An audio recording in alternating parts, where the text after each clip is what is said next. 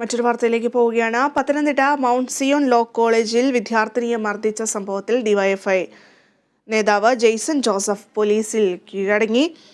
Supreme കോടതിയിൽ മുൻകൂർ ജാമ്യം തള്ളിയതാണ് ജെയ്സൺ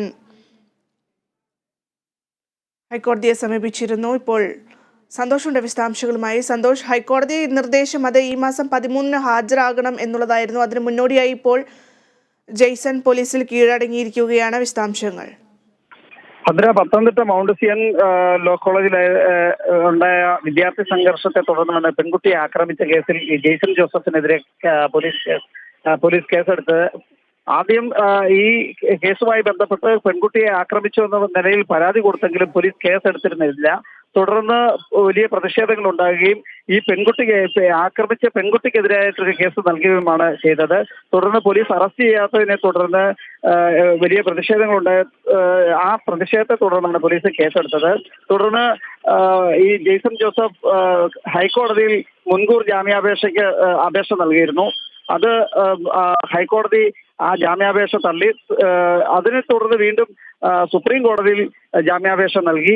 ആ സുപ്രീം കോടതി നൽകിയ ജാമ്യാപേക്ഷയും തള്ളിയതിനെ തുടർന്ന് വീണ്ടും ജെയ്സനെ അറസ്റ്റ് ചെയ്യണമെന്ന് ആവശ്യപ്പെട്ടുകൊണ്ട് വലിയ പ്രതിഷേധങ്ങളുണ്ടായിരുന്നു. തുടർന്നാണ് ഇപ്പോൾ ഹൈക്കോടതി 13-ാം തീയതി ജെയ്സനോട് ഹാജരാകാൻ ആവശ്യപ്പെട്ടിരിക്കുന്നത്. ഈ സാഹചര്യത്തിലാണ് ജെയ്സൺ ജോസഫ് ഇപ്പോ പത്തനംതിട്ട ഡിവൈഎസ്പി ഓഫീസിൽ എത്തി കീഴടങ്ങിയിരിക്കുന്നത്. ഡിവൈഎഫ്ഐയുടെ നേതാവാണ്. അതോടൊപ്പം തന്നെ Perunad party CPIM area committee അംഗം കൂടിയാണ് ജെയ്സൺ ജോസഫ്. ഭദ്ര. സന്തോഷ്, അതുപോലെ തന്നെ ഈ ജെയ്സൺ ഉന്നയിക്കുന്ന ചില ആരോപണങ്ങളുണ്ട്. അതായത് തന്നെ മനഃപൂർവ്വം ഇതിൽ കുരുക്കാൻ യൂത്ത് കോൺഗ്രസ് പ്രവർത്തകർ ശ്രമിക്കുന്നു. മാത്രമല്ല, ഇപ്പോൾ തെരഞ്ഞെടുപ്പ് അടുത്തിരിക്കുന്നു. അതുകൊണ്ട് തന്നെ ഇടത് പക്ഷ രാഷ്ട്രീയത്തിന് അത് തകർക്കാൻ വേണ്ടിയാണ് ഇത്തരത്തിലൊരു നീക്കം നടത്തുന്നത് തുടങ്ങിയ ആരോപണങ്ങളൊക്കെ ഉന്നയിക്കുന്ന സാഹചര്യം ഉണ്ടായിരുന്നു. ഇതൊക്കെ തന്നെ കോടതി തള്ളിക്കളഞ്ഞു എന്ന് വേണം നമുക്കിപ്പോൾ കരുതാൻ. തീർച്ചയായും. കാരണം ഈ കേസിനാസ്പദമായ സംഭവം നടക്കുന്നത് ഏതാണ്ട് 3 മാസത്തോളം മുമ്പാണ്. കള്ളക്കേസാണ് കോടതിയിൽ കൊടുത്തിരിക്കുന്നത്. അതോടൊപ്പം തന്നെ തനിക്കെതിരെ യൂത്ത് കോൺഗ്രസുകാരുടെ പക്വതയില്ലാത്ത നിലപാടാണ് ഈ കേസിലേക്ക് വലിച്ചിഴച്ചതെന്നൊക്കെയാണ് ജെയ്സൺ പറയുന്നതെങ്കിലും യഥാർത്ഥത്തിൽ ഈ കേസുമായി ബന്ധപ്പെട്ട് ഈ പെൺകുട്ടിയെ ആക്രമിച്ച കേസിൽ ഡിവൈഎഫ്ഐ നേതാവായ ജെയ്സനെ അന്ന് തന്നെ പോലീസ് അറസ്റ്റ് ചെയ്യണമെന്ന് ആവശ്യപ്പെട്ടുകൊണ്ട് വലിയൊരു പ്രതിഷേധം ജില്ലയിൽ ഉണ്ടായിരുന്നു. അത് ഈ പെൺകുട്ടിയെ ആക്രമിച്ചു എന്നുള്ളതിനെ മറച്ചു വെച്ചുകൊണ്ട് പെൺകുട്ടിക്കെതിരായ കേസ് കൊടുക്കുന്ന ഒരു സമീപനമായിരുന്നു അന്ന് ജെയ്സനും